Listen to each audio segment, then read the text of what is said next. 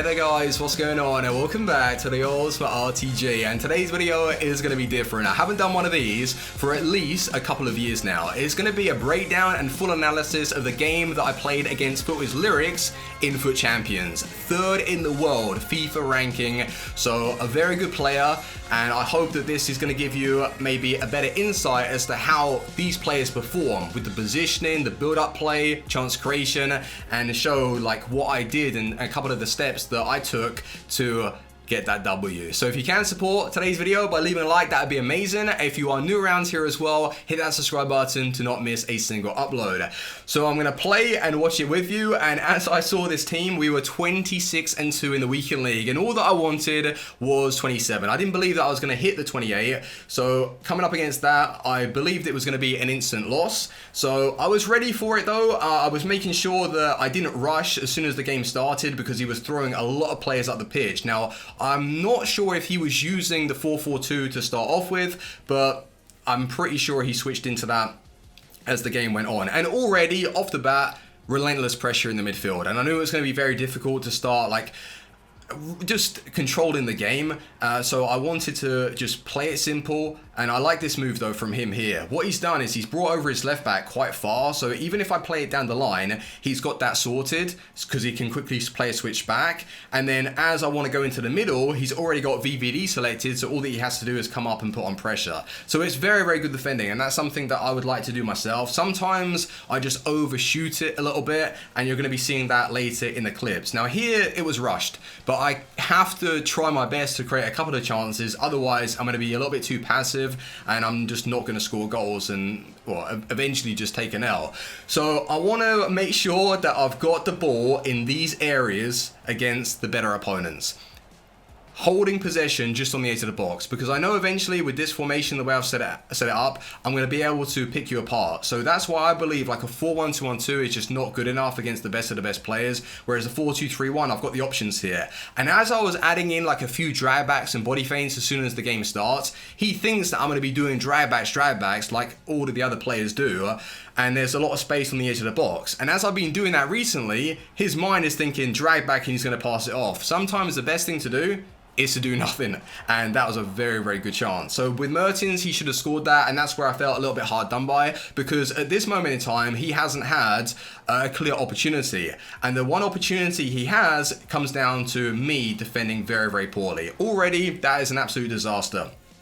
I should have kept hold of the CDM, dragged him back, and don't even touch the centre backs. I've got an opportunity here to switch over to Petit and bring him over to the dangerous area and close down that shot from Messi. I don't. I keep hold of Mendy. I don't feel like I did a bad job of trying to readjust and recover, but it's poor, and that's down to me, and it's annoying because I don't know where it's all gone wrong at times, and it just happens so quickly. In this situation, he's got 5 players around me. Like, that's one of the reasons the 4-4-2 formation is just so strong, because you're basically defending in boxes, and it's very difficult to really break that down.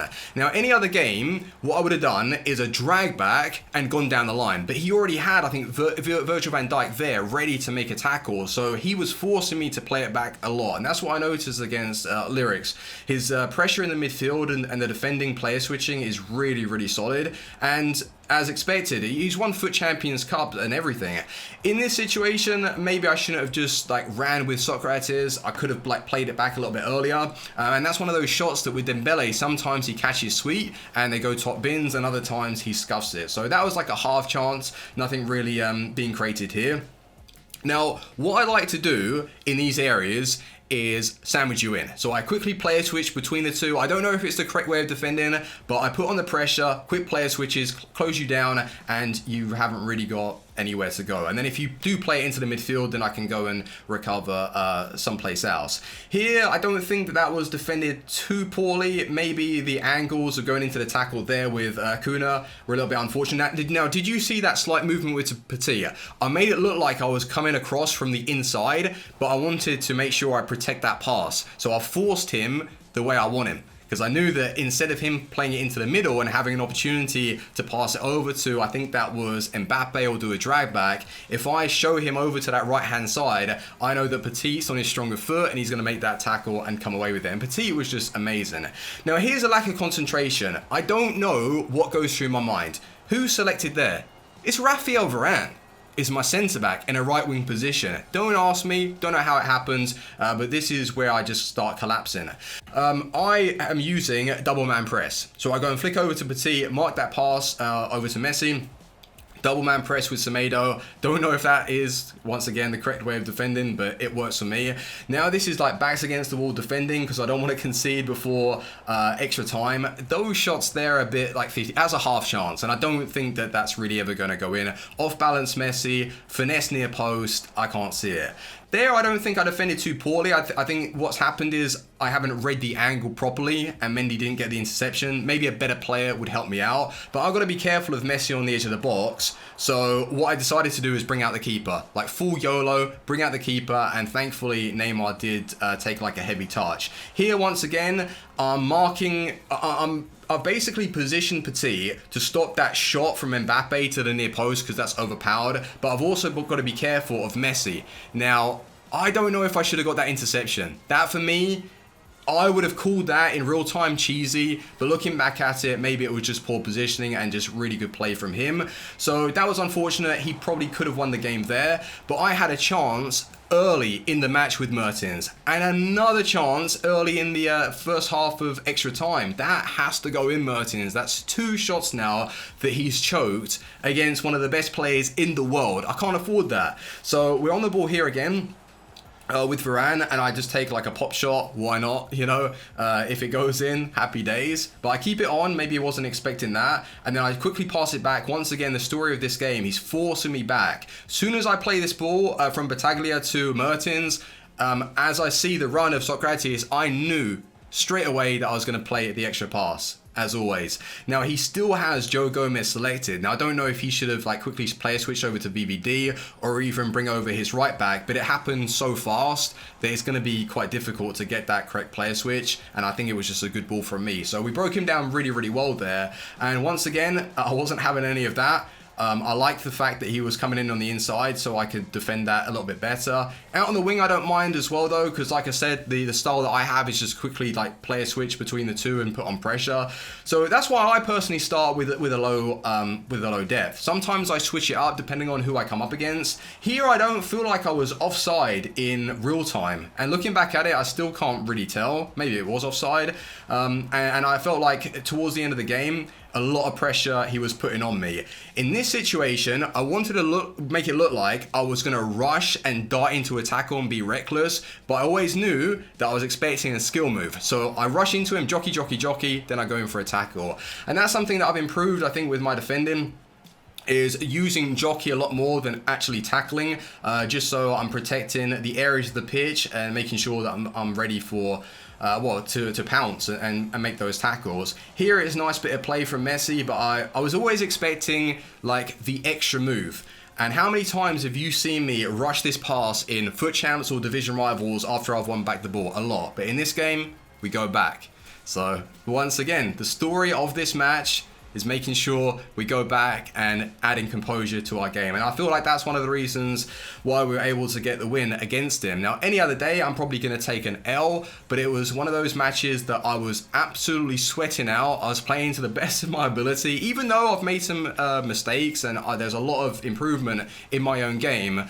But that is me playing at really the highest level that I can play at right now. And maybe he was just casually playing. Who knows? I really don't know. But yeah, good win, and I hope that that's helped you have like a little bit more of an insight as to what these players do, how they're defending, and how they're creating chances. So yeah, if you have enjoyed, leave a like, and let's go back to the team. So 2 new FUTMAS SBCs were released yesterday, one of them being Murillo, and I checked the requirements, and he is good value. But unfortunately, there wasn't a loan version for us to try before we buy. And I think that's where EA are trying to get us locking in coins for a player that does look relatively cheap. An 84 rated side, and you either need an inform or one of those red picks. So you can bring down the cost a little bit. But 6 foot, medium to high work rate. His physical stats are amazing. His defensive awareness is a little bit low, but other than that, good defensive stats. Reaction slightly low, but really good composure, agility, pace. But you're pretty much restricted in building a full Serie A side. Like, how are you gonna get chemistry with this man? There aren't really too many Colombians that you'd want to use on the game. Cuadrado did receive like an SBC card in a right back spot, but are you gonna risk it and use someone with what, like 65 stand tackle? No, thank you. So Murillo, good value, but maybe not worth it, as you can just go and purchase Juan Jesus off the market. The probably looks a little bit better. With Marcus Rashford, I did use him in Rivals yesterday, and I've got to say, the noticeable difference is dribbling, and that's because EA have focused on this upgrade. The ball control has gone up quite a bit, the agility, good reactions, and he does feel like pretty smooth with the strafe dribbling, the left stick control. His pace is amazing, but his finishing is still a little bit inconsistent. He's got an overall good shot because of the shot power, but if you've ever used like the regular card, he does miss his fair share. So for the price, 250,000 or so, I don't feel like it's worth it. Like, these are a little bit of a rip-off. High tie work rates, 5-star skills. It's a shame he doesn't have that 4-star weak foot. If he did, then maybe 250 wouldn't have been a bad price. But trust me, if he had 4-star weak foot, it'd be about like 350, 400,000. So I'd stay clear of these two for sure. Now, one of the other players I did try also, which was Thiago Mendes, and with how he performed versus like Battaglia and that CDM pairing that I've got, he's not really that much of an upgrade, but he's still like not far off that level. So I think he's worth going for, especially if Neymar receives like a special card and you're looking to get some chemistry. It doesn't really take like an awful lot of effort. I'm just going to be playing Rivals for my rank. Well, I've played quite a lot already, so I'll probably reach rank 1. And what is it? Is it Tuesday? Yeah, it's Tuesday. So the loan, yeah, Footmas Thiago Mendes, he does play quite well, and I think I'll go for that instead of like grinding Gabama that I'm just never really going to see myself using unless they require these cards to work towards maybe some icon swap objectives for season 2. And now, when is that coming out? I think it's going to be in a few days. Icon swaps, where is it? 3 days. But last time it took them, yeah, maybe Monday.